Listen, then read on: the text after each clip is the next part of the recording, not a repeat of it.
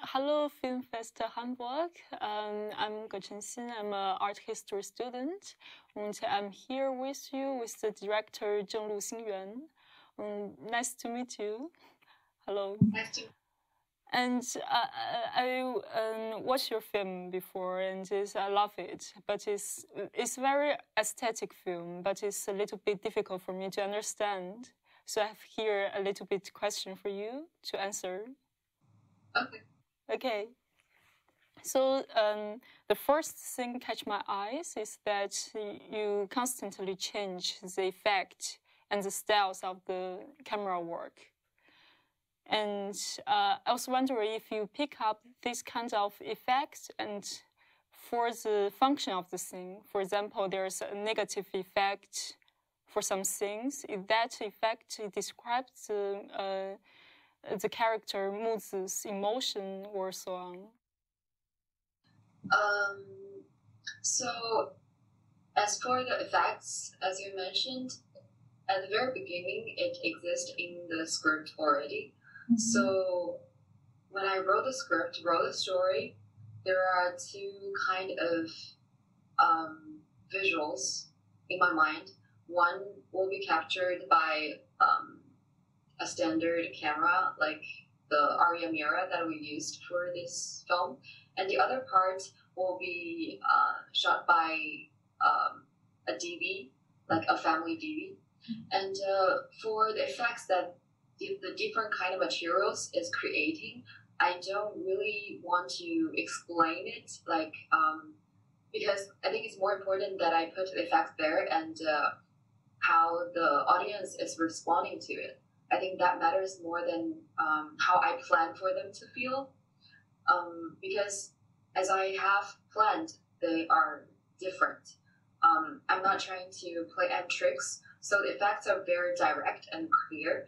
I mean, because this question has been asked many times, and each time I try not to really give an answer. Because it's easier if I tell you, for example, the DV material is more like a first-person perspective to see the world through movie's eyes, but sometimes it's not exactly like that. I think these kind of effects are there for the audience to feel they are between consciousness or between reality and fantasy, but it's for the audience to make their own decision to decide like what to believe and what is real. For example, you can say it's a fantasy, but you can also say that kind of material is more real, or yeah. So it's really, I feel like the audience decision to, yeah. Yeah, and this is actually lead to my next question, because I think the whole film is very subjective to the audience.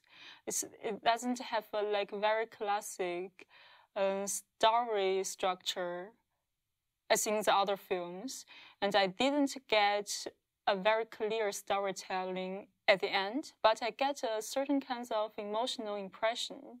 So is this your aim?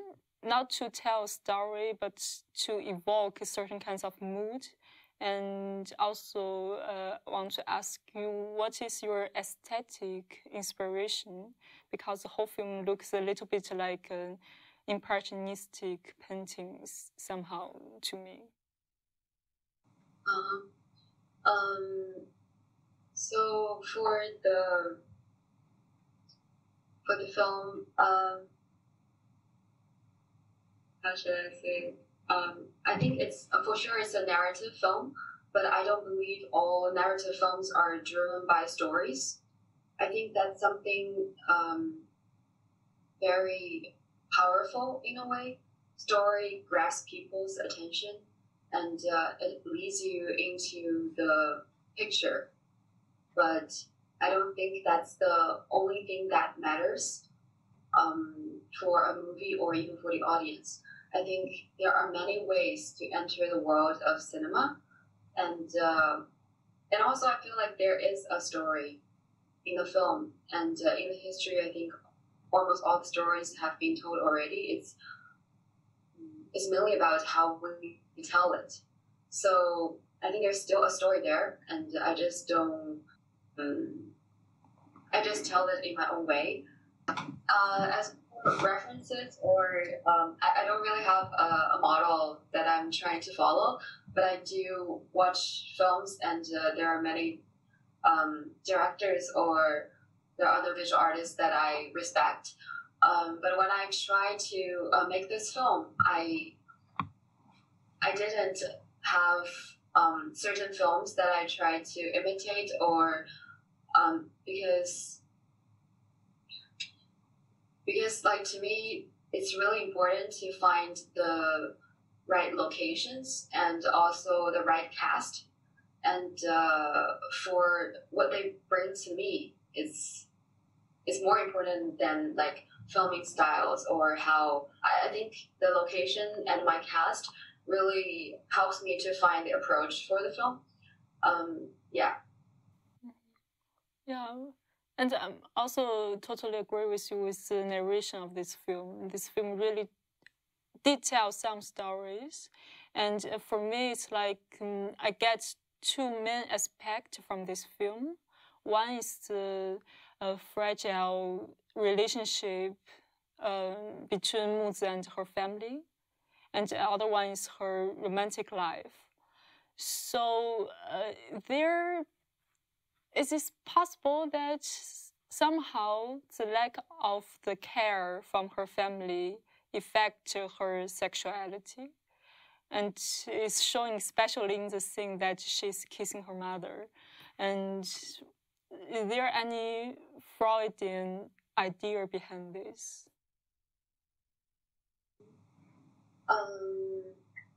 I think like I don't think there is a direct answer to the question like why she kissed her mother. And it's like when people ask me like, can you tell me like what's the movie about in 1 or 2 sentences, I feel like if these kind of emotions can be explained directly in 1 or 2 sentences, then there's no much necessity to show them in a cinema format. I think the way how Muzi walked through her life in this movie, there are many dynamics that are going on.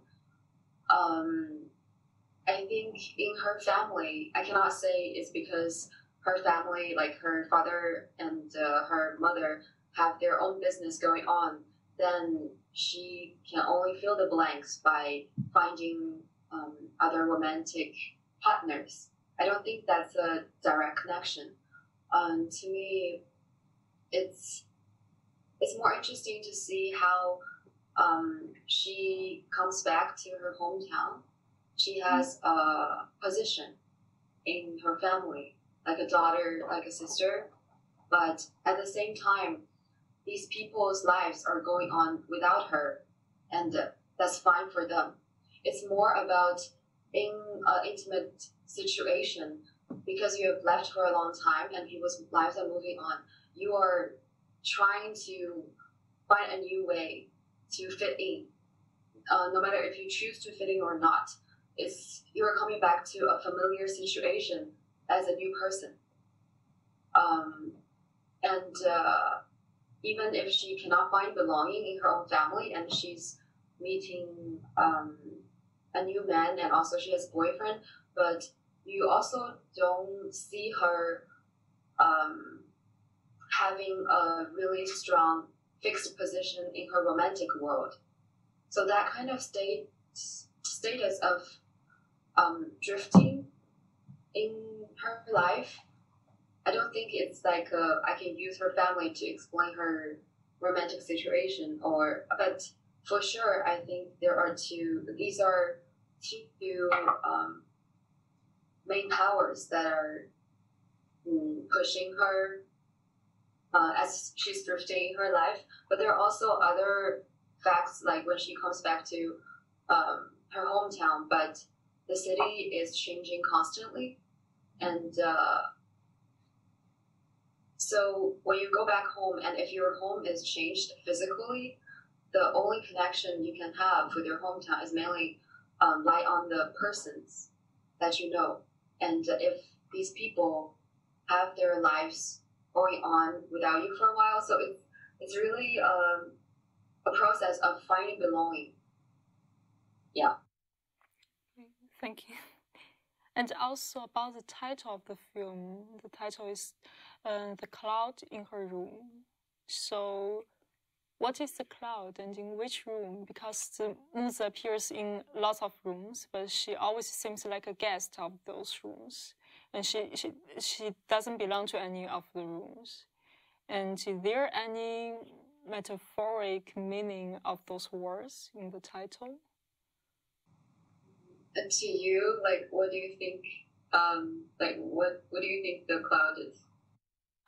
I mean, I actually did some research, and there is a Soviet poetry called "Cloud in Childers," and I don't know if there is any connection between them or not. And somehow the cloud is something not stable and is always there but without form, and it's not easy to catch, but you can always experience it.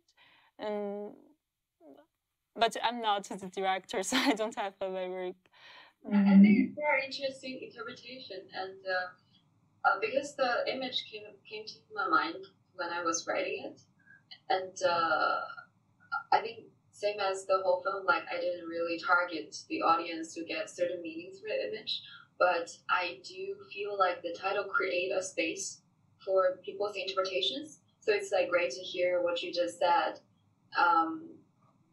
Yeah, like to me, it's an image when I first started the project, and like you just said, it's an imaginary image. There is no cloud in Wuzi's room, but there are always something hanging there, unstable, and it brings certain existence of something invisible. And I think that's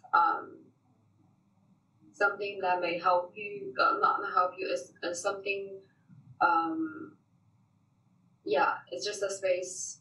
I think the title holds a space for interpretations. Yeah.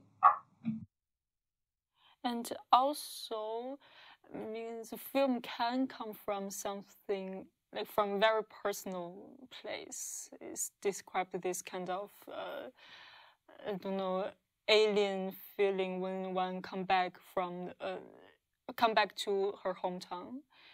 But for me, this film somehow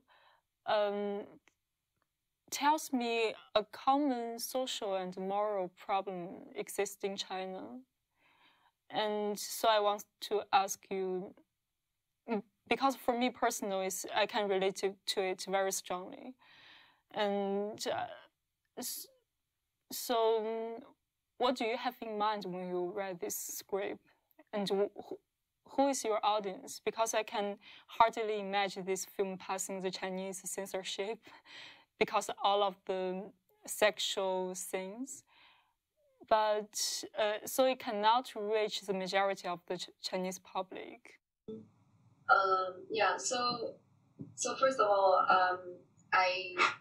when I was studying in the U.S. and many times when I write a script, the teacher will ask the class like, how many people don't understand this script, and many of my classmates would raise their hand. I used to talk with one of the line producers of this film, who I also worked with when I was in LA.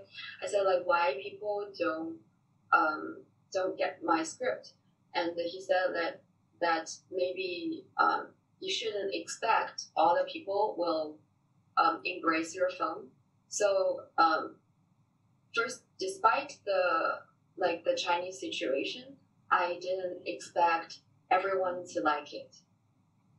So, and then for the Chinese situation, I didn't create this film for people outside China, because eventually I think after all the festival circuits and distribution, and if the film goes online eventually one day, I think eventually there is a chance for the Chinese audience to see it. Just it's a pity that it may not be in cinema format. It's unfortunate, but I think it's something that I am aware of when I first started to make this film, because I think the honesty people are showing physically in their relationship are really important, and I think certain social comments are important for this film. So it's not like I made this movie for people outside China. It's more like I made this film for everyone. Just there are people who have more access to it than the other. So my last question is also the question bothers me from the beginning. Who is the girl from the first scene? The somehow homeless girl. I don't know her, and she didn't. She only appeared once later on in the film. And who is interviewing her? Yes, I think similar as like the effects of the film. Like it's easy for me to give an answer, like to tell you how I planned it for it to work, but yes. So the girl appeared at the beginning of the film and then reappeared when Muzi started to tell her dream later on in the movie. And the same girl was smoking by the window. So you can recognize these two are the same girl, right? Yeah. Yeah. Yeah, it's just like I don't want to give a clear answer about who she is, and because yeah, it's more like you go into a movie, there's someone tells your story, and then you realize there are other TV footages. So it's like fragmented elements that we have in this movie. I think different people can make different connections. Yeah. Like you can say she's someone from her memory, or you can say she's another person who's renting the room, or like I think it's open for interpretation, and I don't really try to force my audience to get certain idea or feel certain things by